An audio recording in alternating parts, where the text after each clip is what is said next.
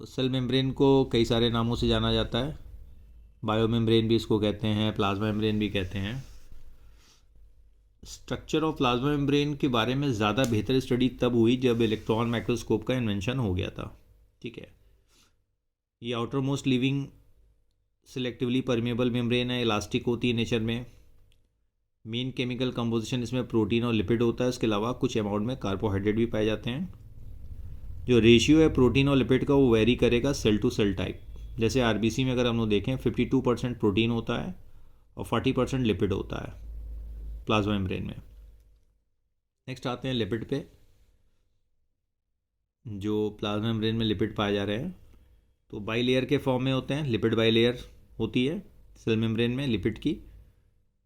जो major lipid होता है उसको फास्फोलिपिड या समटाइम फास्फोग्लिसराइड भी कहते हैं हम लोग।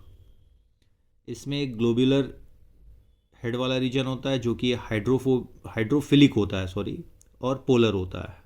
पोलर हेड रीजन होता है जिसको हम लोग हाइड्रोफिलिक सिचुएशन में रखते हैं। ये वाटर लविंग करता है, वाटर को अट्रैक्ट कर सकता है, आउटर साइड में होगा। और इनर पार्ट जो होता है फास्फोलिपिड मॉलिक्यूल का, ये long non polar hydrocarbon chain होती है जो कि हाइड्रोफोबिक होती है। ठीक है, तो ये क्या होती है, हाइड्रोफोबिक होती है। टेल वाला पार्ट जो है इसमें सैचुरेटेड हाइड्रोकार्बन्स होते हैं। Tail is protected from the aqueous environment. तो ये वाटर लविंग तो है नहीं, वाटर हीटिंग होती है तो वाटर को रिपेल करेगी। जो सबसे बेस्ट मॉडल आया था प्लाज्मा मेम्ब्रेन के स्ट्रक्चर के लिए वो था फ्लूइड मोज़ेक मॉडल, जिसको प्रपोज किया था सिंगर और निकोलसन ने। कई सारे मॉडल हैं, यूनिट मेम्ब्रेन मॉडल है, सैंडविच मॉडल है, लेकिन हम लोग एनसीईआरटी बेस स्टडी कर रहे हैं तो उन सारे मॉडल की बात नहीं करेंगे। तो फ्लूइड मोज़ेक मॉडल प्रपोज किया था सिंगर निकोलसन ने, सबसे बेहतर मॉडल था प्लाज्मा मेम्ब्रेन के स्ट्रक्चर के बारे में। इसमें उन्होंने बोला द क्वासी फ्लूइड का मतलब हाफ हुआ या semi fluid nature of lipids. तो फ्लूइडी नेचर किसका है, लिपिड का, that enables lateral movement of proteins with in the overall by layers. तो फ्लूइडी नेचर है किसका एक्चुअल में, लिपिड मॉलिक्यूल्स का, यानी फास्फोलिपिड मॉलिक्यूल्स का। उसकी वजह से प्रोटीन जो हैं वो लैटरल मूवमेंट शो कर सकते हैं पूरी मेम्ब्रेन के अंदर।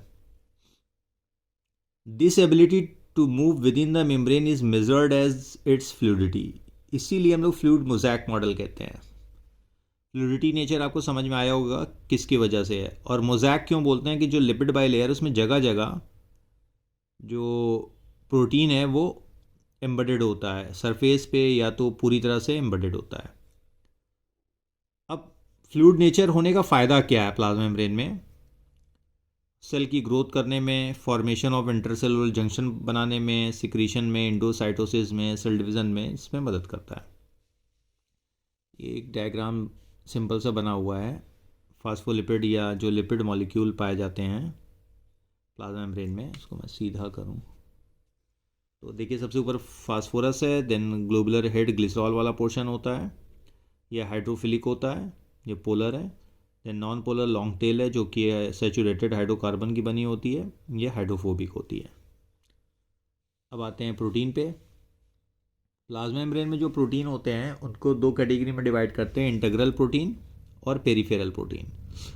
जो पेरिफेरल प्रोटीन है वो सरफेस पे प्लाज्मा मेम्ब्रेन के मौजूद होते हैं, जो जबकि इंटीग्रल प्रोटीन जो होते हैं वो पार्शियली या टोटली बरीड होते हैं, यानी एम्बेडेड होते हैं प्लाज्मा मेम्ब्रेन के अंदर।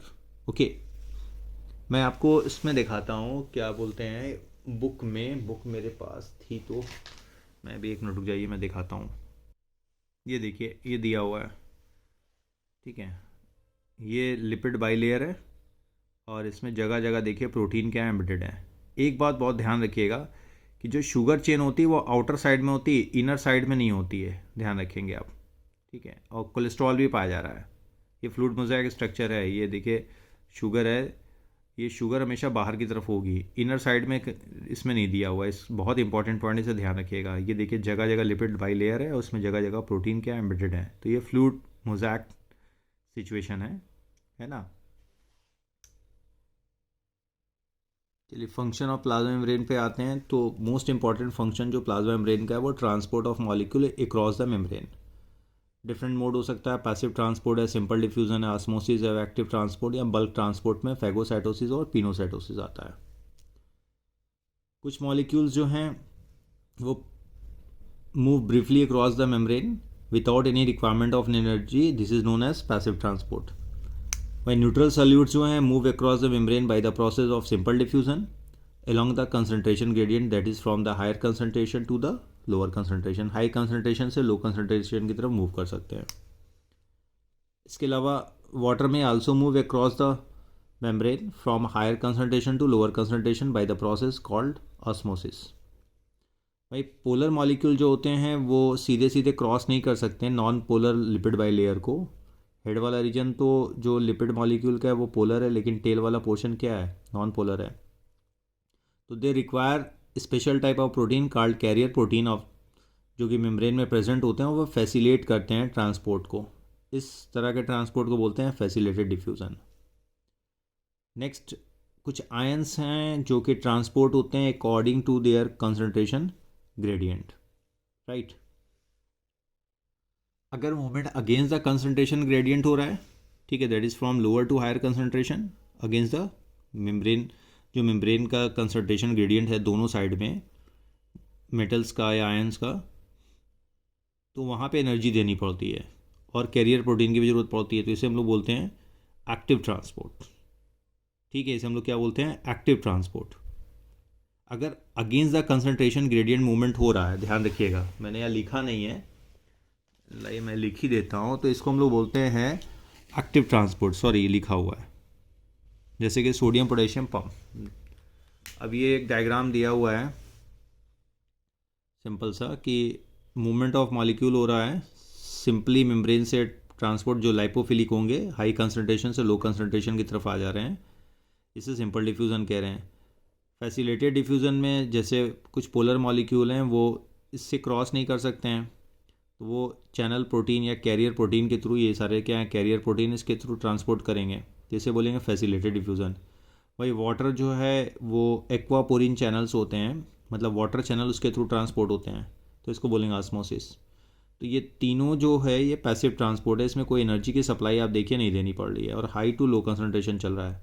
अब कंसंट्रेशन के अगेंस्ट अगर कहानी हो, जैसे कि इधर लो कंसंट्रेशन है, इधर हाई कंसंट्रेशन है, और मॉलिक्यूल यहाँ से यहाँ मूव कर रहा है, तो यहाँ पे आपको एनर्जी सप्लाई करनी पड़ेगी, ठीक है। आपको क्या सप्लाई करनी पड़ेगी, यहाँ पे एटीपी की सप्लाई करनी पड़ेगी, और अगर आप एटीपी की सप्लाई करोगे तो ये हो जाएगा एक्टिव ट्रांसपोर्ट। कैरियर प्रोटीन यहाँ पर भी चाहिए, ओके।